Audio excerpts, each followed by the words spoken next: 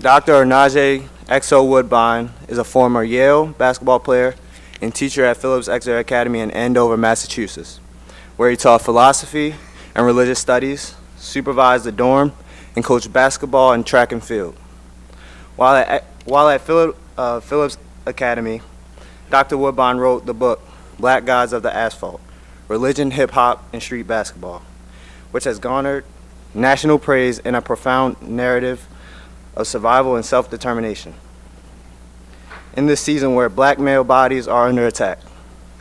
Covered by the New York Times, NPR, ESPN, and Boston Globe, The Black Gods was long listed for the 2017 ESPN Award for Literary Sports Writing.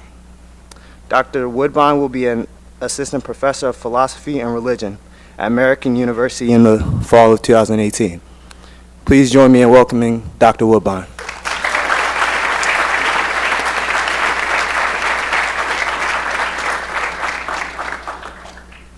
How's everybody doing? All right.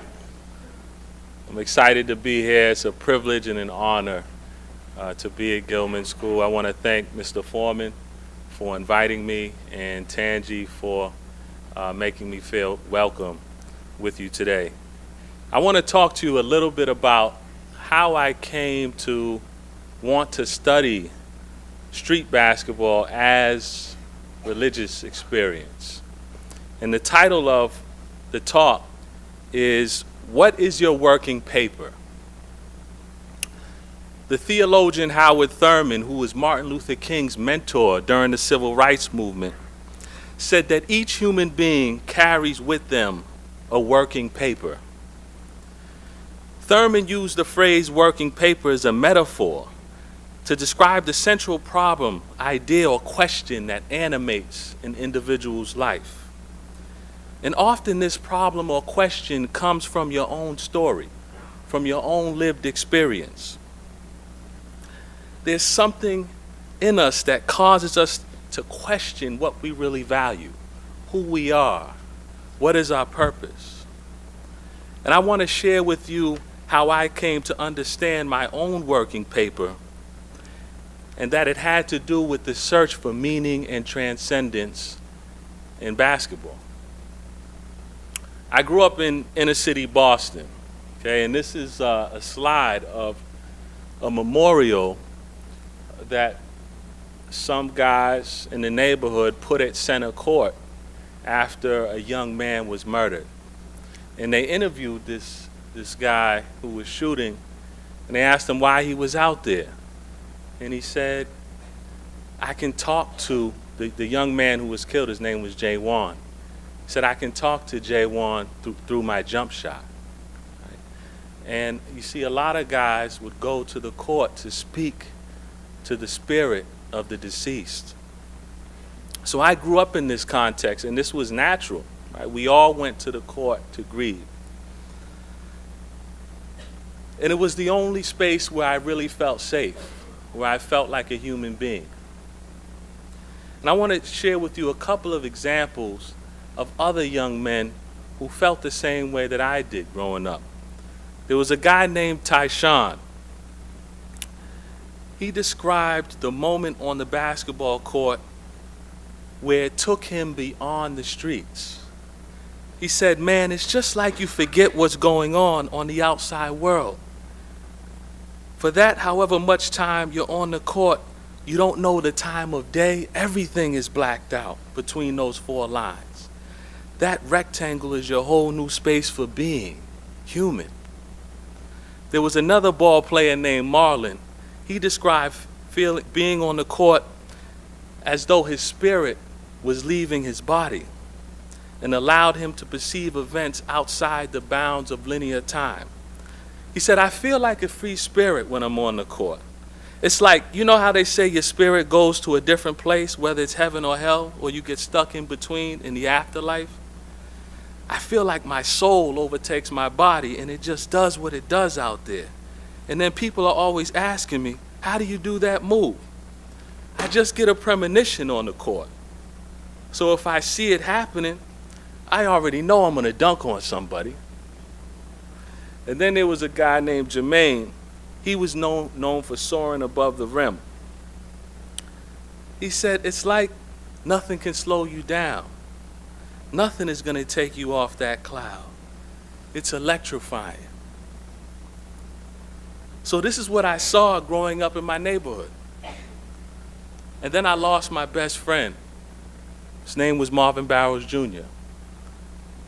And I didn't have a father growing up. But I had a coach named Manny Wilson. And when I was 12, he died in the streets. And I remember going to the basketball court, and I was looking for Manny. I was looking for Marvin. Every shot I took, when the ball went in, it was a sign to me that they were there, that there was life after death. But I was depressed. I was hurt. When I was 15 years old, my father came back into my life. And he taught me how to access something special inside of me that no one could take away. He called it the still small voice within. He taught me to listen to it and to cultivate it through meditation and breathing. And I remember when I went back, he was living on the West Coast. I went back to Boston, to the inner city. It was still gang violence everywhere. But I remember I turned basketball into a moving meditation. I would go to the court to listen to that still small voice. It was like my raft. His words gave me a different orientation regarding my place in the world. I was greater than the stereotypes of race and masculinity that were so toxic in my neighborhood. I began to really care about reading and writing and learning, not based on what I could gain from it, but for their own sake. Because I knew that engaging in those practices would help me discover my purpose. And all of a sudden, it was amazing. My grades, I was failing before I got close to my father. Then I started getting straight A's. My basketball skills developed. My relationships developed. 3 years later, I was admitted to Yale University. Don't tell me how. I don't know how it happened. But literally, it was just listening. It was almost as if the universe responded to my commitment to live from my own moral center. So while I was at Yale, I arrived on campus. And by the time I was a sophomore, I was the leading scorer on the team. I was selected all Ivy League. Okay? I had an opportunity, most people thought, to make it to professional basketball. But I remember my last game against UPenn. I came off the court, and something inside me, I had been using the game to listen for so long that it was just natural for me. When I came off the court, something inside said, I'm not going to help the most people by simply putting the ball in the basket. So that year, I quit the team. I wrote a letter about why I felt called to study philosophy and religion. And the letter basically said, it was because I was still trying to answer that question, who am I? I was still working on my own working paper. So I quit the basketball team. Amazingly, a few days later, my letter came out. It was in the Yale Daily News. The dean at the School of Theology at Boston University wrote me a letter.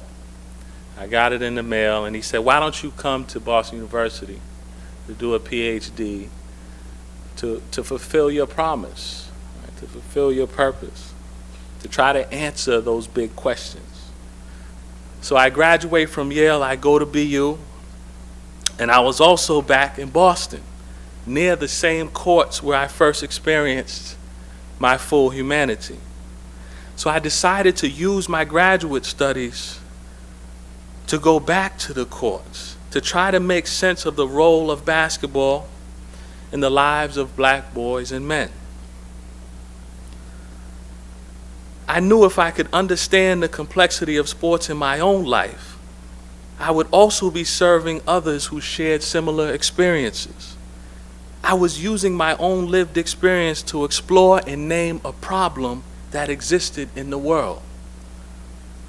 Some of the best scholarship and innovation is done when it comes from your lived experience, from your own authentic place. So several years later, my research led to writing Black Gods of the Asphalt, in which I tell the stories of hoops in the lives of black men in U.S. cities. And it was really the culmination of my own working paper. So there's a couple lessons from, I think, my experience that I want to leave you with. And we want to save time for questions, because I really want to interact with you.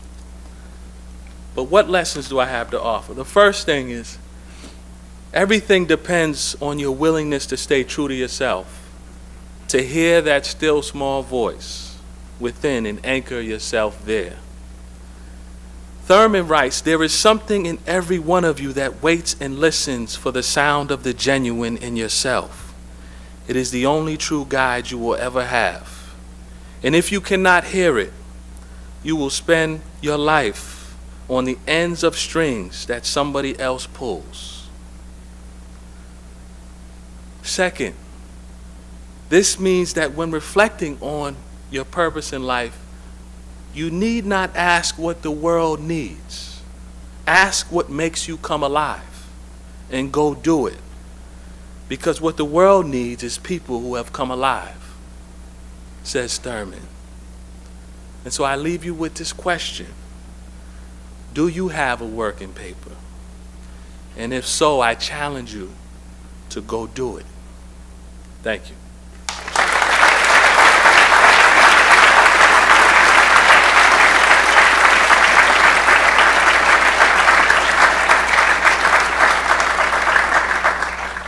All right, so I really want to interact with you. Ask me anything about me or my findings in basketball, masculinity, race, anything. Yes, sir.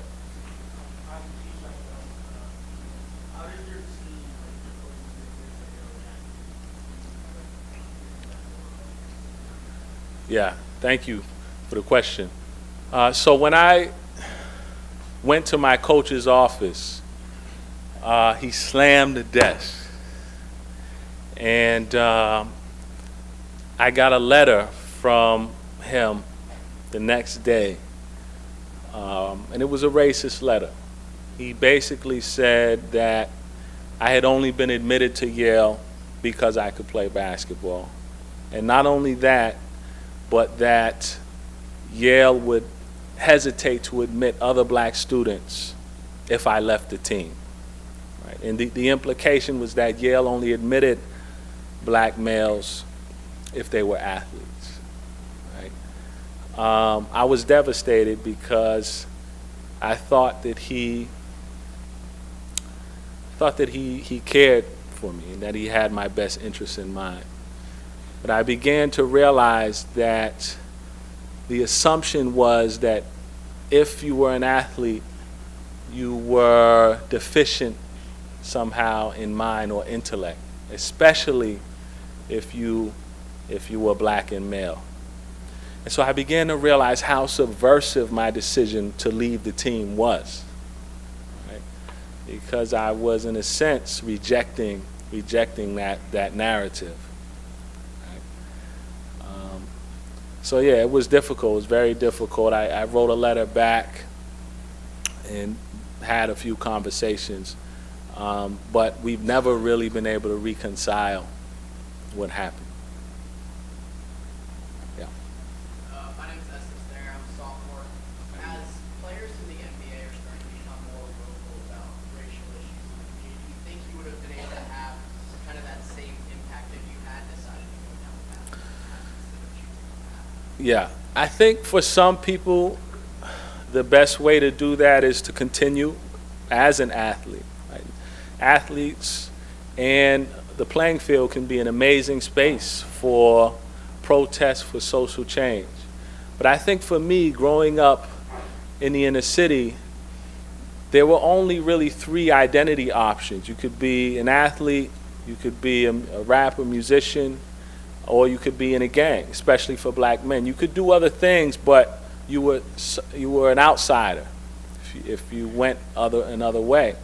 And a lot of times the gangs would give you a pass if you played sports. They would say, you know, we don't want you to participate in the gang, you're special. Right? And so I put it was really life or death for me. I put everything into the game growing up because it was the only thing that allowed me to be free. It's safe. And so what happened when I transitioned from that to Yale, my world opened up, and I hadn't done enough work on my own self, and I hadn't been exposed enough to the variety of resources and opportunities that Yale had to offer, that I realized personally that if I continue just focusing on sports, my own identity would be distorted in some way. So for me personally, I had to let it go to save myself.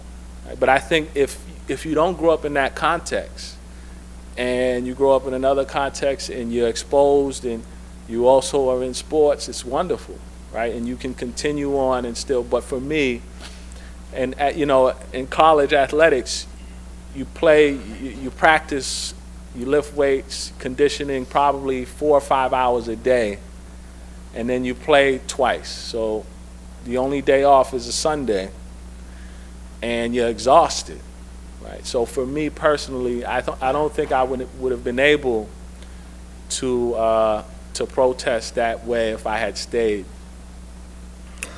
But that's not to say that others can't. Yeah.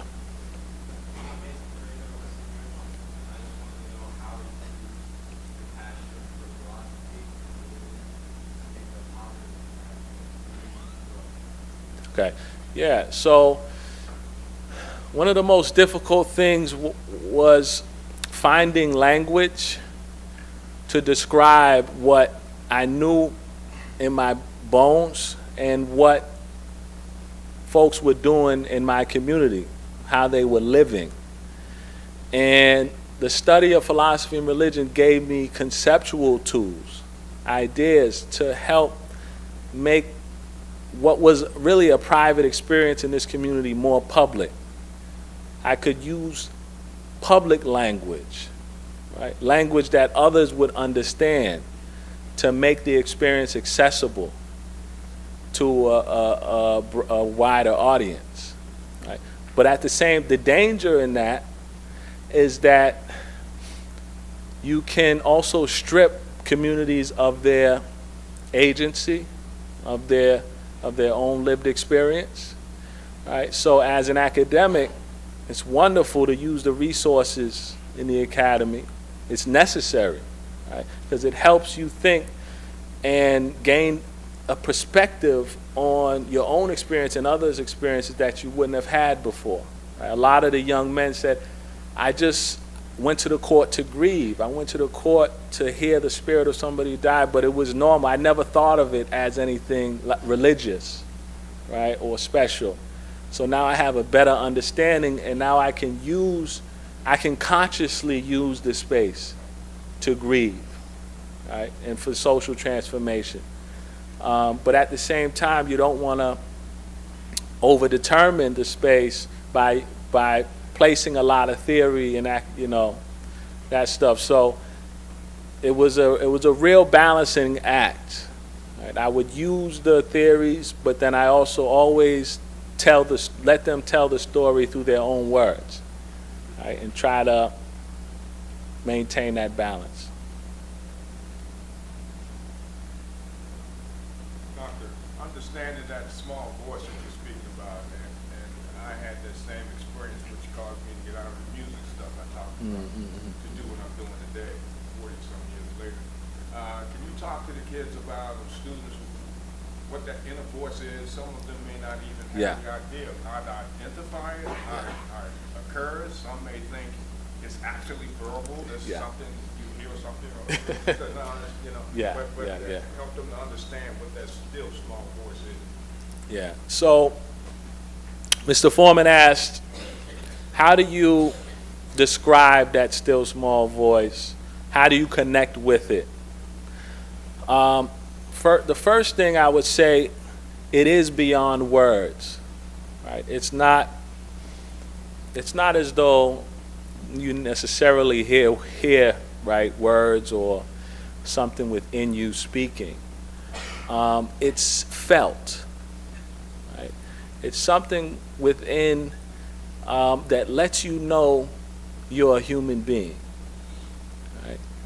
And I found that where people discover it the most is in the things that make you feel alive, right? The practices that you have, whether it's art, music, dance, through literature, right? That feeling you get that lets you know that you're alive, right? And there are practices and tools within the religious traditions that help people cultivate it, but it doesn't necessarily have to be that, right? You can meditate and sit quietly and become aware of something greater inside yourself. Or it could be, these guys when they're playing basketball, right? I think it's important that it's difficult to capture or describe. The reason why I say that is because if there's something inside of you that you can't box in, right, that you can't classify through language or words, then it also means, right, that no one can classify you, right, that no one can box you in. You're always able to critique whatever circumstances you find yourself in, because there's something in you that wasn't given by the larger culture, right? So it is very difficult to describe, right? But I discovered it through my father and through the relationship with my father and listening to it, right? Thurman calls it the sound of the genuine. Again, it's hard to name, and that's the beauty. That's the beauty of it. Yeah. Yes, sir. Project Numa.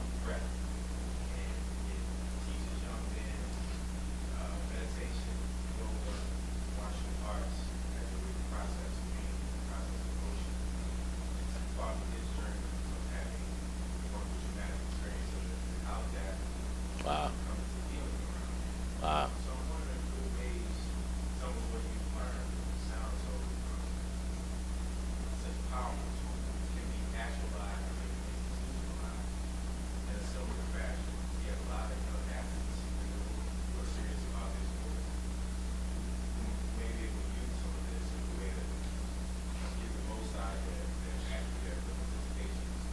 That's a really great question. I have thought about this in the context of street ball and grief.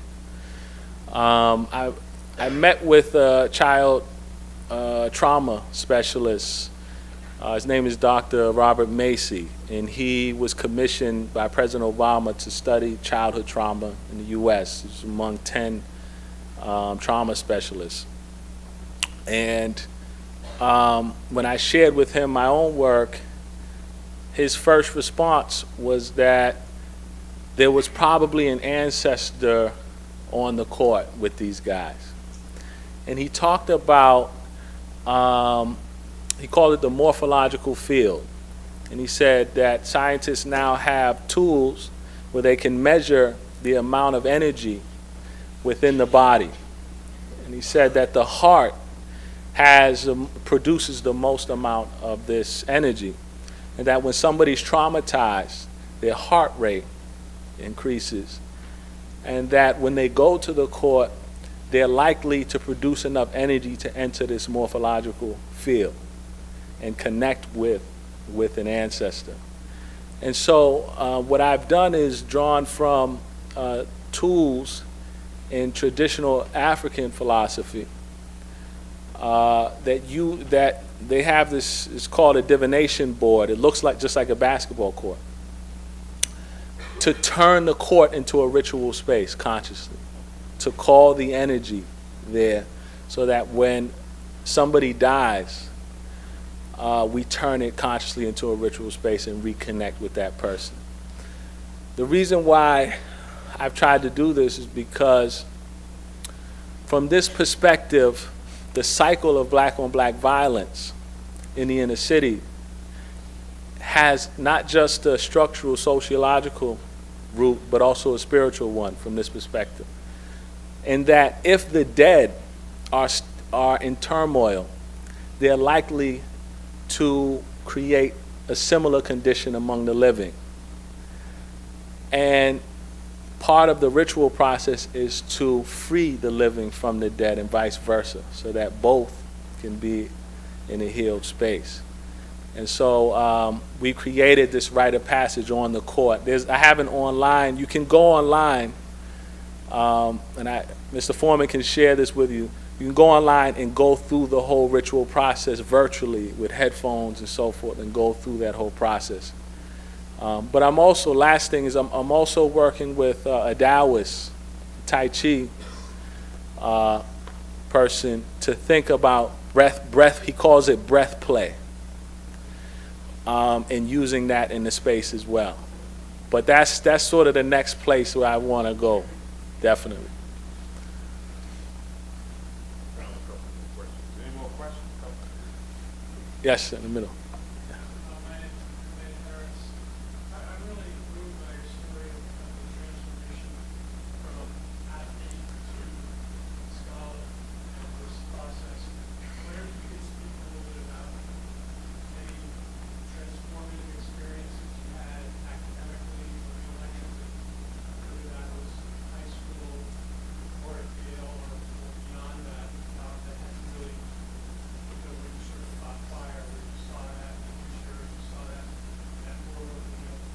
Yeah, thank you. Yeah, when I was in graduate school, my first class was a professor, he was a psychologist of religion, and he asked me, he had an assignment, called it Turning to the Subject, Turning Within. And the assignment was define religion based on your own personal account. And it led me down basically what I just rehearsed today. Led me down this path to realize that scholarship could come from my own lived experience. I had never assumed that that could be the case. I always thought that everyone outside of myself were the experts. The other reason why that was important as an African American is that most of the stuff I read was written by white men. And I always felt a resistance, a tension there, because many of the folks that I read had in their works justified my own dehumanization. Right? If you look at Western philosophy. Right? And so I always struggled. How do I use these tools to dismantle, the system that has dehumanized me, when these tools are the ones that have created it? And so realizing that my own lived experience could be a source of theorizing was liberating for me. Once I realized that, then I was able to pursue academics without that cognitive dissonance. The other thing that happened to me is I went to Nigeria. I went to Nigeria that same year, and I was reading Invisible Man in Nigeria. And I realized, I said, wow, I've been running this whole time, and I had been lied to. So I sat with shamans. There was 5 shamans, and they read me like a book. I didn't know them. I didn't say anything. And they were having this intellectual debate about my purpose and values and stuff in front of me. And they were sitting on the ground, no text. memorized. They had these stories that they memorized. And I realized I had been lied to. Everything I had been taught about Africa was a lie. So it just peeled back, and I was able to say, I can be an academic too. So, yeah. I'm Chase Jr. You mentioned growing up for the most part without a father. How do you think that impacted your idea of masculinity? Yeah, great question. So I'll answer that by telling a quick story. When you go to a basketball court in Roxbury, where I grew up, the gang members are around the court, and the stakes are really high. And I remember walking to the court, I had to add a little limp to my step. I had to look tough, right? I had to assume normative definitions of black masculinity, right? Stereotypical ways of being a man, right, in the neighborhood. And that's how it was on the street, right? Sexual conquest, right? Thinking that in order to be a man, right, you have to conquer women, right? All of these things were this toxic ideas around what it means to be a man. And I didn't have role models to show me something else. But I knew inside of me that wasn't me. So I was struggling until I was about 15 when I got close to my father, struggling with that. It's like, this is not me, but I don't fit in if I don't assume this. How do I figure it out? It's interesting when you walk to a court, you have that. When you enter the actual court, the gang members are around the court. When you pass the chain link fence, you can let that go. You can let that go because it's safe. You don't have to be tough. You can cry. You can show emotion, right? You can do all of these things. And there are women around the space that give you permission to do that. Very important. But when I was 15, my father showed me a completely different definition of masculinity. That power, his idea of masculinity was that it's about surrender. Power is surrendering to the other, submitting to the other. And he would talk about Tai Chi in that form. If anyone has studied Tai Chi, you know that it's by letting go that you gain the most power. Things like that. So, Thank you. yeah, thank you.